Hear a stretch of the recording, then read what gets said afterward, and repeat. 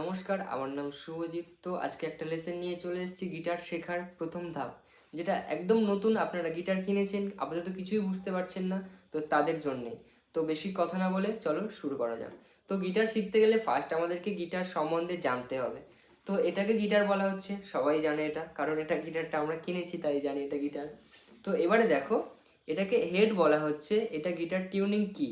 এটাকে guitar head বলা হচ্ছে, গিটার টিউনিং কি, গিটার নাট পজিশন বা নাট বলা হয়, পিছনটাকে নেক বলা হয়, আর এখান থেকে পুরোটাকে ফ্রেট বোর্ড বলা হচ্ছে। আর এটাকে গিটার বডি বলা হচ্ছে, এটাকে গিটার হোল বলা হচ্ছে, এটাকে গিটার ব্রিজ বলা হচ্ছে। আর আমাদের গিটারে 6টা স্ট্রিং আছে। 6টা স্ট্রিংয়ের নাম কি? ই, বি, জি, ডি, এ, আবার ই। তাহলে আবার দেখো, নিচে থেকে 1 কাউন্ট হচ্ছে, 1 নম্বর স্ট্রিং বলা হয়। এখানে 1 নম্বর বলা হয় না, উপরেরটা 6 বলা হয়, নিচেরটা 1 নম্বর। তো এখান থেকে কাউন্টটা শুরু হচ্ছে। তাহলে 1 2 3 4 5 6, ই, বি, জি, ডি, এ, ই। ওকে, এবারে আমাদের হাতে 5টা ফিঙ্গার, তার মধ্যে এটাকে থাম ফিঙ্গার বলা হচ্ছে। অ্যান্ড 1 2 3 4, আর এর একটা অপরও নাম আছে, index, middle, ring and pinky finger বলা হয়। এবারে যে আমরা ফ্রেট বোর্ড, তাহলে ফ্রেট বোর্ডটা দেখো, এই যে নাট পজিশন বলেছিলাম, এই যে পরপর ঘর ঘর দাগ দাগ দেওয়া আছে দেখো। তাহলে এই যে নাট পজিশন থেকে এই যে একটা দাগ, এটা 1 নম্বর ফ্রেট। এখান থেকে এটা second freight, third freight, fourth, fifth, এইভাবে পরপর চলে আসছে। 12 নম্বর ঘরে ডাবল ডট করা আছে, কারণ আমাদের মিউজিকের 12টা নোট, তারপরে অক্টেভ চেঞ্জ হয়, সেই জন্য 12 নম্বর ঘরে ডাবল ডট করা আছে। এটা নিয়ে পরে আলোচনা হবে, ঠিক আছে? তো এত পর্যন্ত আশা করি বুঝতে পেরেছো, কোনো প্রবলেম হবে না। এবারে হচ্ছে দেখো, ফার্স্ট ডে প্র্যাকটিস আমরা করব। ফোর্থ ফিঙ্গার হচ্ছে আমরা এখানে রাখবো, গিটার হোলের কাছে। দেখো আমি একটু কাছ থেকে দেখাচ্ছি, দেখতে যাতে সুবিধা হয়। এই যে ফোর্থ ফিঙ্গার গিটার হোলের কাছে এখানে রাখলাম। এবারে বাজাবো down down down down down down, ফিরে আসবো up up up up up up. তাহলে আবার দেখো, এরকম বাজাচ্ছি না আমি, যে ডাউন ডাউন ডাউন, হাত দুটো দূরে নিয়ে যাচ্ছি না, কাছ থেকে বাজাচ্ছি। দেখো ডাউন, একদম কাছে, স্ট্রিং এর কাছে হাত থেমে যাচ্ছে। Down down down down down down, up up up up up up. আর হাতটা শক্ত করবে না, নর্মালি মুভমেন্ট করতে হবে। ওকে, তাহলে দেখো down down down down down down, up up up up up up. First practice. Second practice, down up down up down up down up down up down up, ফিরে আসবো up down up down up down up down up down up down.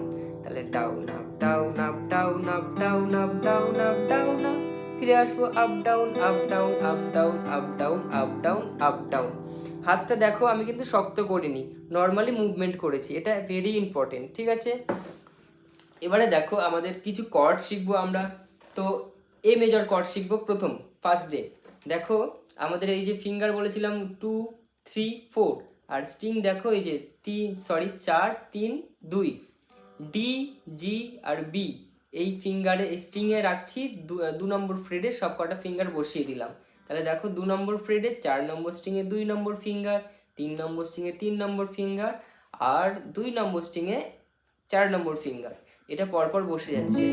এই কর্ডটাকে বলা হচ্ছে a major cord. এবারে fourth ফিঙ্গারটা তুলে দিলে হয়ে যাচ্ছে এ সাস2 কর্ড। 1 নম্বর ফিঙ্গারটা এখানে অ্যাড করে দিচ্ছি 2 নম্বর স্ট্রিংয়ের 1 নম্বর ফ্রেডে। তাহলে এই কর্ডটাকে এ মাইনর কর্ড বলা হচ্ছে।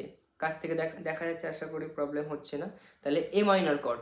এবারে একটা করে স্ট্রিং উঠে যাচ্ছে, এটা 3-এ চলে গেল, এটা 5-এ, এটা 4-এ। তাহলে দেখো, এ মাইনর ছিল এমন, এবার একটা করে স্ট্রিং উঠে গেল সব কটা। এটা হলো ই মেজর কর্ড।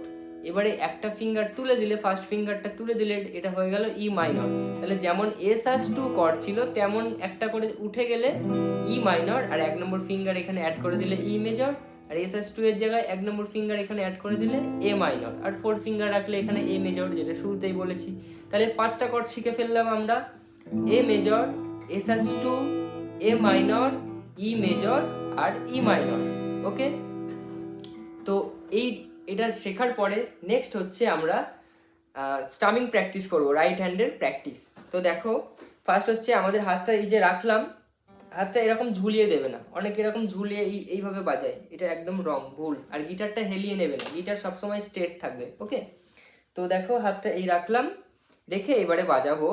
এই যে কর্ড ধরলাম, এ মেজর কর্ড, এবারে এই যে দেখো বাজাচ্ছি down up down up down up down up. হাতটা একদমই শক্ত করব না, নর্মালি মুভমেন্ট হচ্ছে, হাতটা একদম দেখো একদম শক্ত করছে না, নর্মালি মুভমেন্ট হচ্ছে। দেখো down up down up down up down up, soft বাজাচ্ছি, এমন বাজাচ্ছি না যে ডাউন আপ ডাউন আপ। এই হাত শক্ত করে যে বাজালে এটা একদম রং প্রসেস, এটা বাজাবে না, ঠিক আছে? তাহলে দেখো একদম হাত সফট রাখছি আর বাজাচ্ছি down up down up down up down up. এইটা প্র্যাকটিস করে নেওয়ার পরে নেক্সট প্র্যাকটিস থাকবে কর্ড চেঞ্জ।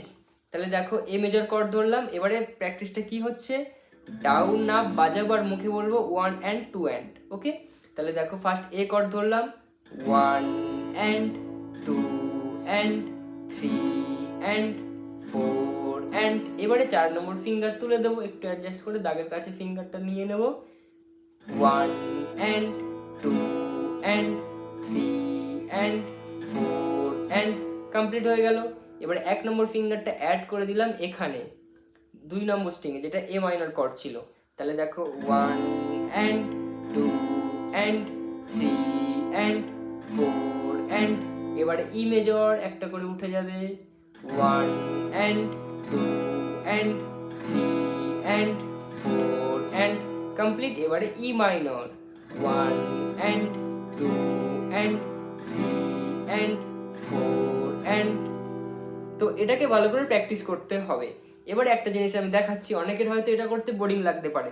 এবার এটা প্র্যাকটিস না করলে আমরা পরে গিয়ে কিন্তু প্রবলেমে পড়তে পারি। কোনো ফার্স্ট যখন স্টামিং করব, আমি লাস্টে দেখাচ্ছি, ভিডিওটা দেখো। মনে করো ফার্স্ট কিছু বাজাচ্ছি,